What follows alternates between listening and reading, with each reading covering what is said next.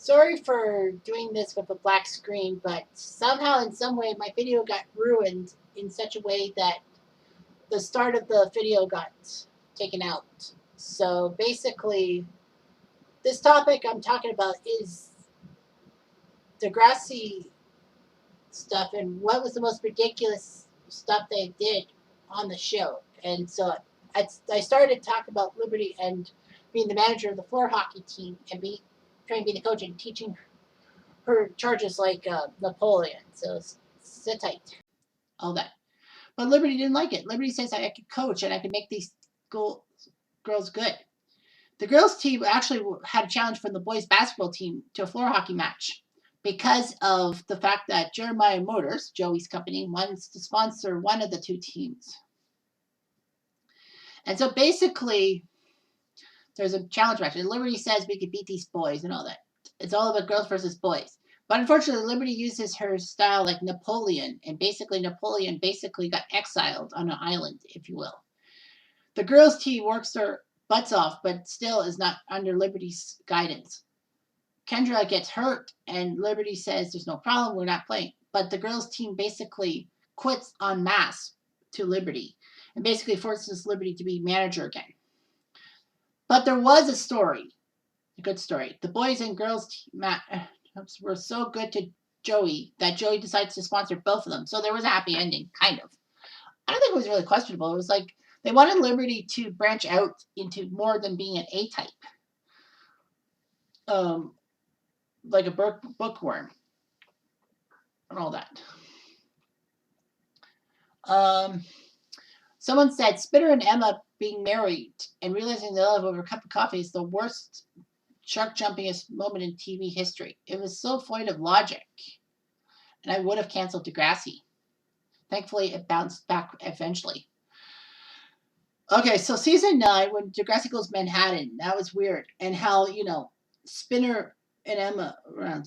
Emma in season 9 basically lost Kelly and lost a partner in her recycle project for saving the environment. Unfortunately, she fails terribly at school because she's chasing friends instead of chasing the books. She takes a gap year, and then basically Spinner hires her to be part of the dot, and Emma screws up and burns the dot down after only like 5 minutes on the job. So basically, yeah, putting trust in Emma. Emma and crew decide to take Spinner to Niagara Falls, not to Vegas, to Niagara Falls and all that. They both get married somehow, and they don't know what to do. And they basically find out they're in love with each other. Even if Jane was trying to catch Spinner, because Jane did not want Spinner and Emma to marry and all that, because she thought that she wanted Spinner back. And unfortunately, cheating on Spinner made Spinner realize he's a terrible person. So basically, yeah, it was questionable. Now, this was at a time that CTV was going to end up losing the Degrassi stuff to MTV Canada. I think it was, or was it? Yeah, it was MTV Canada, I think it was. I was going to say, or Much Music. Was it MTV or Much Music? One of the two. I think Much Music also had, no, it was Much Music that had it after CTV. And basically, there were rumors that Degrassi was going to be off the air forever, and they were just going to wrap a bow around Emma and Spinner.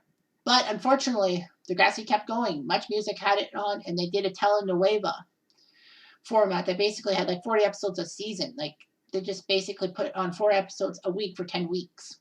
Kind of buzzkill, if you ask me. But yeah, I think it was just because they were afraid that Degrassi was going to get canceled. But when it wasn't, they had to keep the Spinner Emma story there. But we didn't know until next class, Throwback Thursday, what had happened. Money Kidden said, Drew dating Becky had me puzzled. It shook me enough to lose interest in seasons 13 and 14. I also think when Claire had that fetish around vampire lore and biting Declan's neck was hard to watch. Didn't even know about that. I don't know when Claire had that fetish. Was it after she broke up with Eli in season 11 or something like that? Did you just flip a switch and forget me? But yeah, Drew dating Becky had everyone puzzled. Because Becky was in a relationship with Adam, and, Becky's parents were not approving of that in season 13 because, Adam was a trans person. Becky was willing to go to some kind of camp to pray the gay away, and basically be with her parents and all that. But then she realized, with Jenna's help, that she is being a little bit too overbearing and basically has feelings for Adam and all that, saying that, Adam is a great person, makes me smile and all that. Adam had another problem. I think it was with Imogen. I thought it was Marisol, but anyway, Adam had a problem with Becky.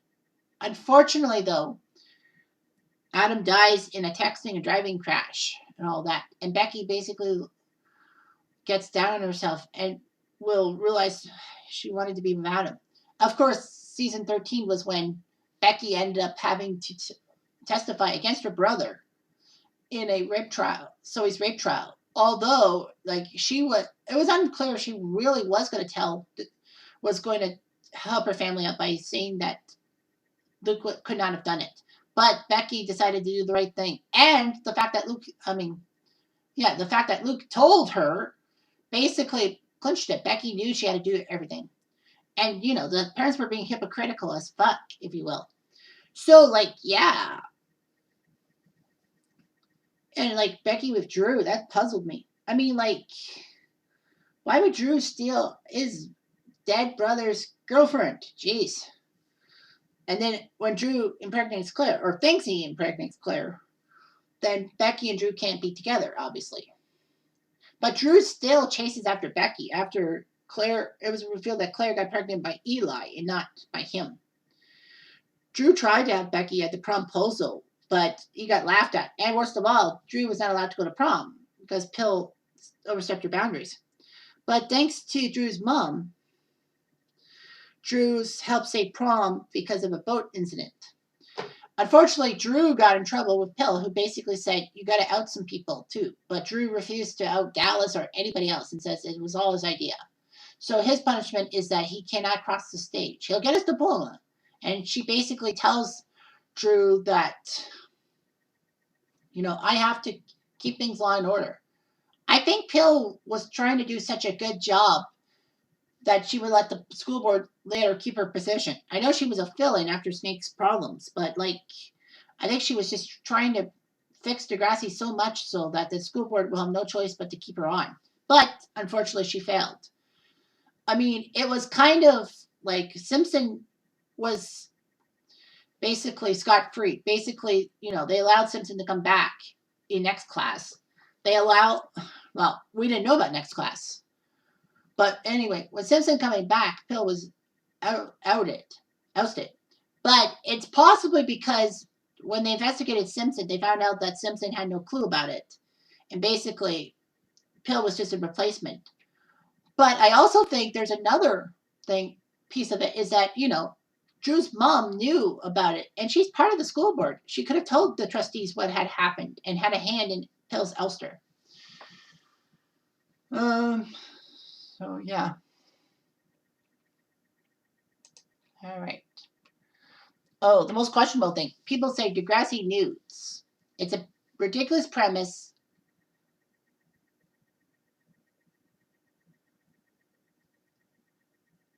And all that. And so he practically ran a child pornography operation. I know, that was questionable. I mean, they went through a lot of sickening storylines, having characters die because of suicide, be stabbed in the aorta, have a student bring a gun to the school and then accidentally get killed himself. But I mean, yeah, Degrassi nudes. It's did we really have to find out about that? I know that the writers wanted to keep things on the cutting edge, but I mean, some kind of pornography thing, maybe sexting or nude or dick pics or whatever.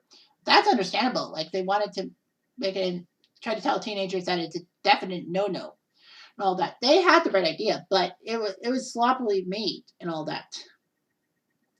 I mean, did we really have to find out about Degrassi nudes? And did we have to have Zoe basically be a piece of crap, even though that she was vindicated in season 13?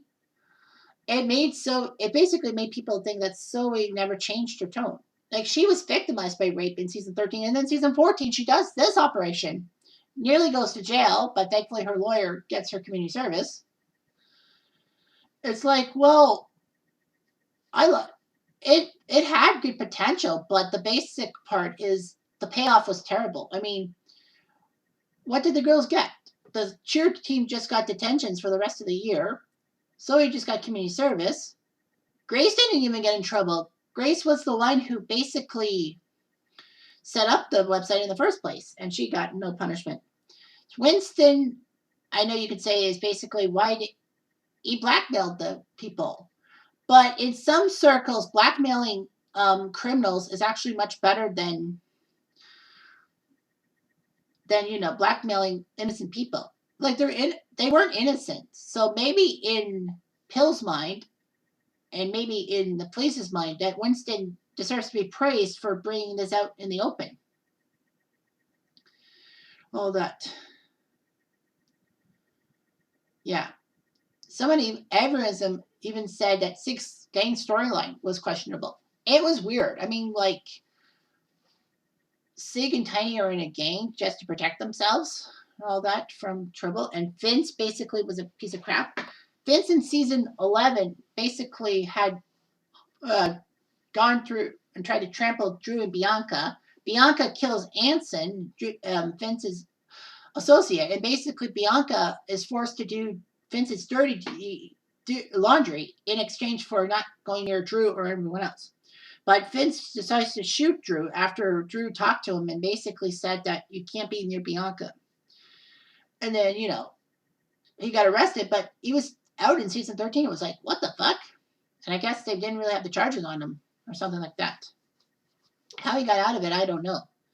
But basically, yeah. And then, Tiny's brother is Vince and all that. And Tiny's upset that Vince goes to jail, even though that Vince was terrible and that, Sig is out of the gang. It is just questionable. Yeah, a lot of people said that the Degrassi nudes thing and all that.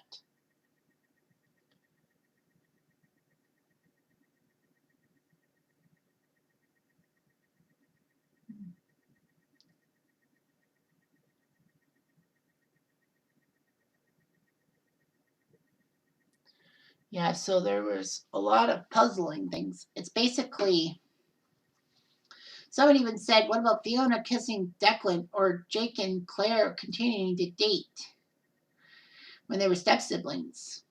Well, here's the thing. It is a little bit questionable. Fiona was hatred of Holly J to a point that she just didn't want Holly J. But Holly J stole money from Fiona because her parents were broke and all that, and she wanted to keep the charade going of her having so much money. She didn't want to be a poor pauper in everyone's face. But of course, that's Holly J just being selfish. But Fiona didn't like Declan being with Holly J, so she decides to kiss Declan to try to keep Holly J out of the way. But it didn't completely work. And then Jake and Claire is like, the problem with Claire is that she was so desperate for a boyfriend after Eli. She was willing to be with Jake, even though that Jake's dad ended up marrying Claire's mom, which meant they were step siblings, which means they can't have a relationship. But Claire still wanted to keep it going because, she was desperate and she was grasping at straws. This was before her magazine editor tried to assault her, before the cancer and before the pregnancy and all that. Weird. Brownie said romanticizing teacher-student relationships was questionable. Yeah, it was like there were three teacher-student relationships with that. Number one was the original was Paige and Mr. Olander in season 4. I don't know why Paige was with Mr. Olander in the first place, but I did an unpopular opinions about that. And basically put, I figured that Paige was going through a lot of troubles in season 4 that she basically couldn't get out of her head. She was having internal trauma and basically was trying to fix her problems, but basically nothing else happened. Remember, this is season 4 was when Dean got off from raping Paige, and basically he brags about it too. Paige crashes into Dean's car on purpose and basically takes the rap and now has to do community service. Paige is upset that Rick got back to school no strings attached, even though in the end she realizes that Rick might have been a victim of the pain and feathers and is sympathetic towards Rick, which is unusual. And then basically, Spinner cheating on her with Manny, when Paige goes to the movie theater and decides to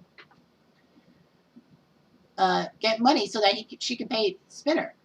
I'm surprised she just didn't tell Spinner that basically, if you don't stop being with Manny, then I'm not paying for your car and all that because I'm doing this for you. Unfortunately, Paige and Spinner split. Spinner wanted to be with Manny, of course. That was bad. Manny says she's the bad one in Spinner, and Spinner's left all by himself. And then you got Sav and Miss O. It's like, how the heck did they both not get punished for it?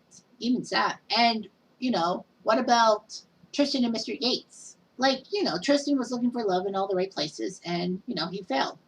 And, of course, he was upset with Maya, forced Maya to apologize, even though Maya was doing the right thing and all that. It's like, what the heck, Tristan? I just can't believe it. It's like, why, Tristan? And then basically, yeah. But as I said in a previous video a while ago, I said that it's possible Tristan was more pissed off with Maya over the fact that Maya was going after Miles than Tristan with Mr. Yates. But then again, it's like, if he had a problem with Maya going with Miles, why didn't Tristan try to make a move for Miles and not with Mr. Yates? I don't know, man. And then number 3 was, romanticizing toxic relationships. Oh, yeah, there were a lot of toxic relationships. And under-punishing characters who did horrible things, including Zoe, Hunter, Frankie, and Peter. Now, Zoe, yeah, they under-punished. But Zoe's lawyer got her out of hot water in season 14. Let's not forget that. If it wasn't for Zoe's lawyer, Zoe would have been screwed over with 5 years in jail for child pornography. Basically, lawyers will do whatever it takes to get their people to face less punishment. And, Zoe was a bit more manageable after Degrassi News. She realized that. Hunter, yeah, for being a misogynistic person and basically bringing a gun to the school and then being put in a facility for a couple of weeks. And then basically he comes back to school, no strings attached. And he's not that bad afterwards. But then again, it's like they underpunish Hunter. Well, it's not all because of that. It's basically because, as I said in another video about Mr. Hollingsworth, it's like, there's only one reasonable thing for why Hunter, one good reason why Hunter was allowed back at Degrassi, and that was his dad.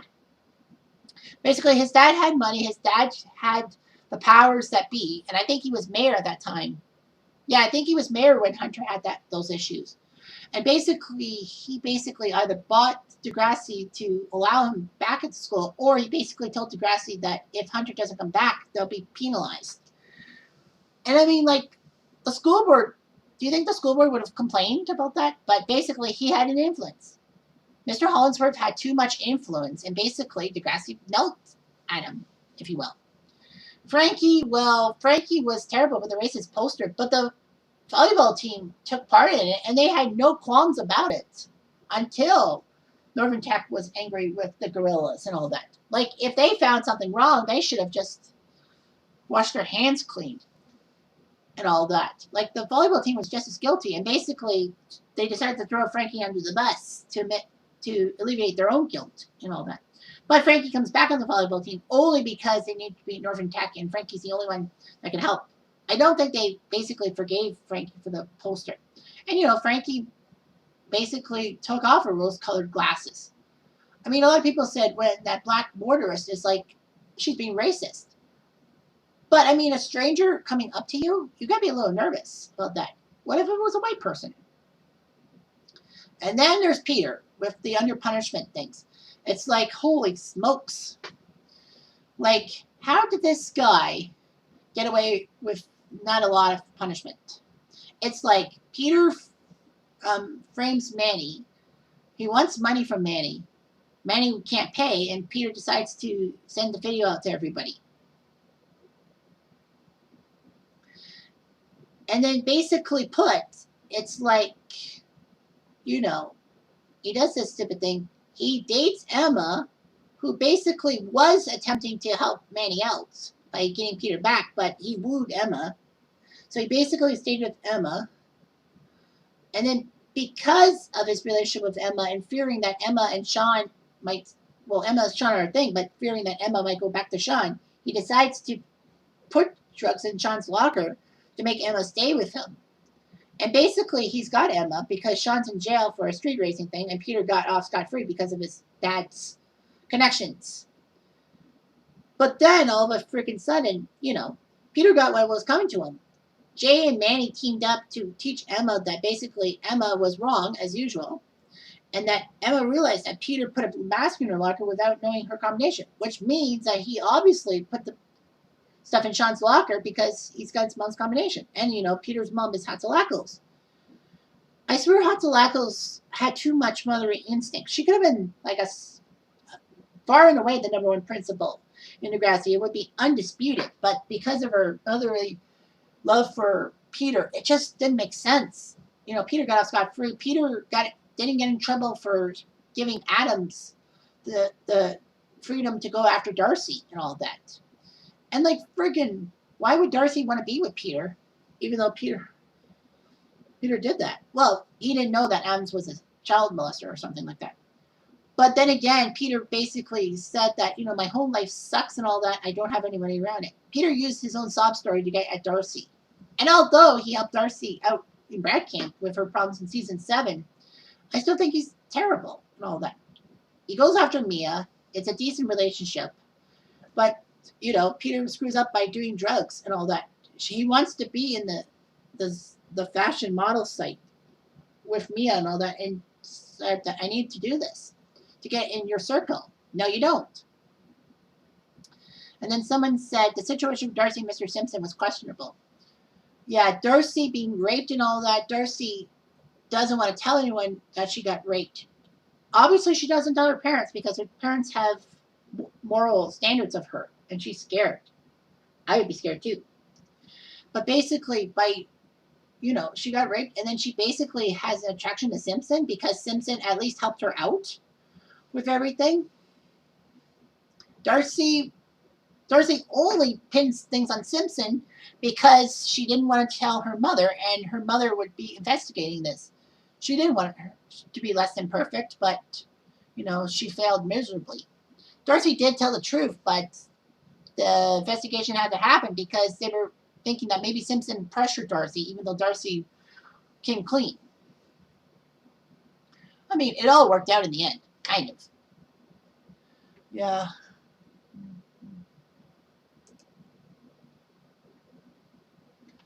Either will said the true relationships. Peter, made all the girls miserable, but had a redemption arc, kind of, and prioritizing so many characters of color below their white classmates. Exactly. That's what everyone says, and to be honest, it does have a tinge of trouble. But Hazel only got 1 or 2 main plot lines in her career. Liberty was basically a little bit stereotypical of that. Jimmy was stereotyped when he was the black athlete who liked rap and all that. Yeah. And Eiler Will also said that the terrible writing for Zoe and Alex as lesbians. In general, I agree. It's like you got people turning lesbian only because of some trauma. Zoe turned lesbian because of her rape in season 13. Alex turned gay for some reason. I don't know how. I mean, they turned Paige gay after she had so many troubles with boys and all that, and no work towards her going towards females. It was questionable. I mean, the writers, the most questionable thing is the lesbian thing. It's it all in a unpopular opinion is basically the writing for them as lesbians and all that.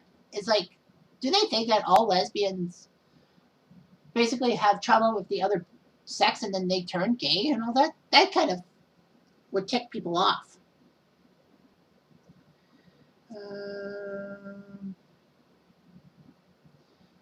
Someone said something about Claire moving into a marijuana house. Yeah, because Claire's parents were divorcing and Claire didn't know what to do. So she decided to run away because she didn't want to deal with her parents' drama, even though that was definitely not her fault. Well, she moved in with her mom and all that. It's like, yeah, it was weird, all that. Yeah, yeah, yeah. So, yeah, there were a lot of things that were questionable as fuck, if you will. For me, if you want my opinion, it's questionable why Emma would dare date Peter in the first place after what she did, after what he did to Manny, and especially with the fact that, you know, Manny needed help. She got kicked out of her parents' place. Emma let her stay with her family. To me, I think Emma was just trying to push control towards Manny because she's like, you know, she never lost sight of Peter for some frick up reason. She was trying to help Manny, but then she felt she got wounded by Peter. He got her.